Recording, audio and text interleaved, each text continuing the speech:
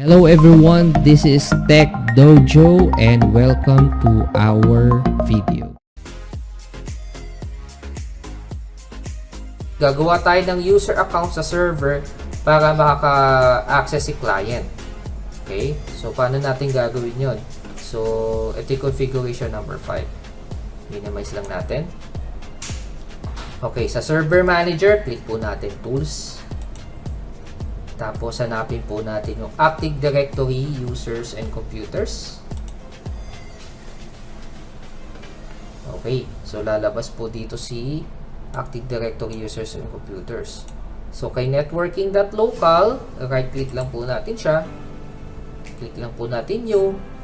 Tapos, click po tayo ng Organizational Unit.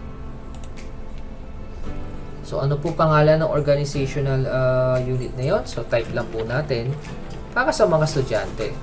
Type natin students. Make sure na naka-check to ha, na naka-protect siya yung container. Okay? So, click lang po natin okay. Tapos, minimize lang po natin siya. Saglit. So, balik tayo sa sa server manager. Click po natin yung tools. Okay, tayo ng group policy management. Okay. So, sa group policy management, so nakita nyo, na-create tayo ng forest kanina, di ba, ng domain forest. No? So, click lang po natin siya. Okay, so click po natin si domain. Dito si networking.local, yung kinagate natin kanina. Okay. Tapos, makikita nyo, meron na dito, no? Yung group policy para kay students. Okay. Gagawin po natin is, right-click po natin si students na, folder na yan. Tapos, create a group policy in this domain and link it here. Okay, so ano yung tawag sa group policy? Ito yung i-checkan ng aseso. Sabi, dapat specific po paglalagay nyo ha. Folder redirection of desktop and documents. Okay. Then click nyo lang po yung okay. Tapos under po dito kay kay students. Okay.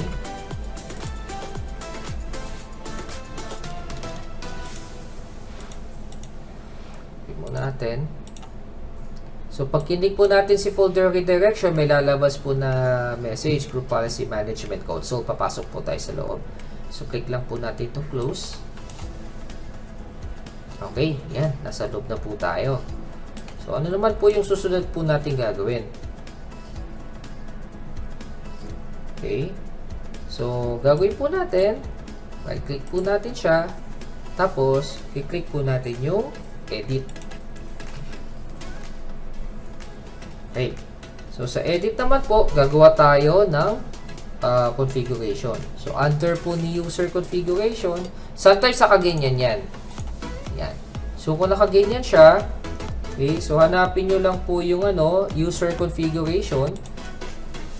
Tapos, click nyo lang yung policy. Tapos, sa Windows settings, meron kayo makikita dyan na yung group policy na folder redirection. Okay, i-redirect niya yung mga folder sa client papunta sa server. Okay. So, click lang po natin siya. So, pag-click natin, lalabas yung mga, ito yung napapansin nyo ba? Ito yung mga folder na nakikita nyo sa inyong computer kapag naka-login kayo. Pag naka-stand alone. Diba? Si desktop, si start menu, si documents, si features, si music. Diba? So, yun. So, gagawin natin is, gagawa tayo ng folder redirection ng desktop folder, ng documents folder, tsaka ng pictures folder. Okay? So, right-click lang po natin siya. Properties. Piliin po natin yung basic. Tapos, yung root path. So, ano ba yung root path natin? Okay, yung root path natin ay double backslash yung pangalan ng server natin, server, tapos backslash, okay, yung students, kung saan papasok yung account. Okay, para makasigurado po tayo na nagana yan, right-click natin, copy, tapos i-Windows key natin, copy-paste, then press enter. Ayun. So, pag lumabas to, ibig sabihin tama yung mga ginawa nyong configuration kanina sa students na network. Yan. So, close muna natin. Okay. So, click natin yung settings. Okay, i-uncheck natin itong grant user exclusive rights to desktop. Yan. So, pag nagawa po natin yon, click lang po natin yung apply. Tapos tatanong siya, warning, bahala ka dyan. Click mo lang yes. Alright? So, then click OK. So, tapos na tayo sa desktop folder. So, ganun din gagawin nyo sa documents and features. Same process. Properties. Basic. Tapos yung root path. Paste nyo na lang. Okay. Settings. Tanggalin nyo to. Apply. Yes. Okay. Then sa features, ganun din. Properties. Basic. Root path. Settings. Tanggalin nyo to. Apply. Yes. Double check. Yan. Okay. Okay. Then, after that, close na natin yung group policy editor. Okay. So, once na close na po natin yung group policy editor, so, gagawin naman po natin ay gagawa na tayo ng user. Okay. So, click natin si tools. Ito na yung pinaka-crucial. Okay. Active Directory, user and computer. Click natin si networking.local. Okay, click natin si students. Okay. Tapos right-click tayo. New user.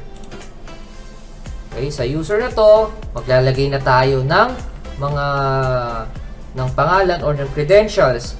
Okay, kung ilan pong user ang mag-access po dun sa resource po na yun na student. So, ito yung mga user account na papasok po dun. So, gawa tayo credentials. So, syempre, sample, pangalan ko dapat.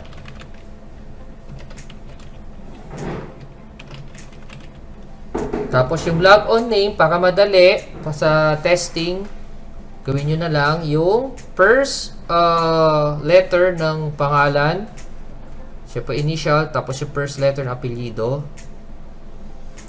Okay, then tuloy-tuloy na. AC. Click nyo lang next.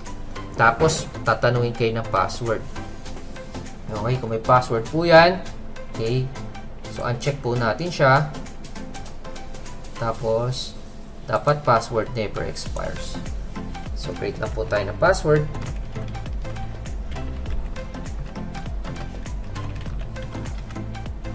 Click natin next. Oop, passwords do not match. Good.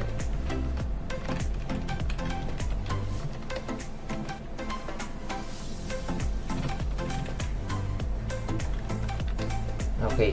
So, kapag tama po yung paglalagay natin ng password, combination of alphanumeric, tapos may symbol, so dediretso po yan. Click natin finish. And then, yan, okay na po siya. Okay, so nakapaglagay na tayo ng Active Directory, user, and computer. Okay, so minimize natin. So, going to double check kung meron ba akong Windows client dito sa aking virtual machine. Yun lang. Wala siya. Okay. So, meron tayong babalikan. Okay. So, kung tatandaan ninyo, ano ba yung babalikan natin na setting na hindi natin na-activate kanina? Kung sino po nakakatanda. So, please type in the chat box. Ano yung babalikan natin na setting kanina?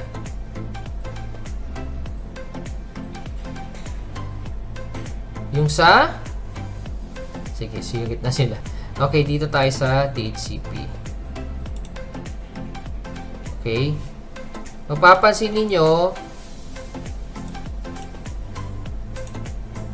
ito pala, activated na pala siya. Okay.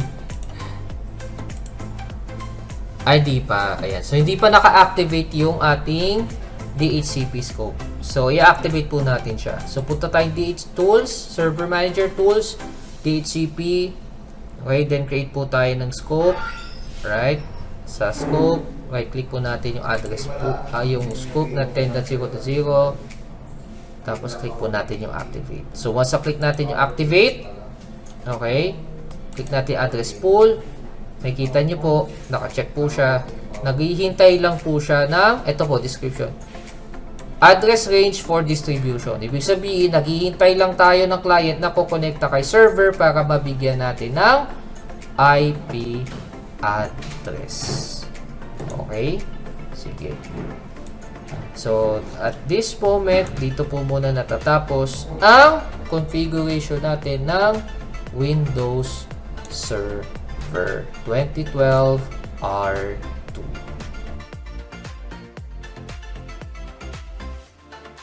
If may mga topics po kayo na gustong malaman po at mapag-aralan, please type it in our comment box upang gawan po natin yan ng ating video. Don't forget to like our video, click the subscribe button at notification bell para makareceive kayo ng updates sa ating mga upcoming video. That's all for now and see you in our next video.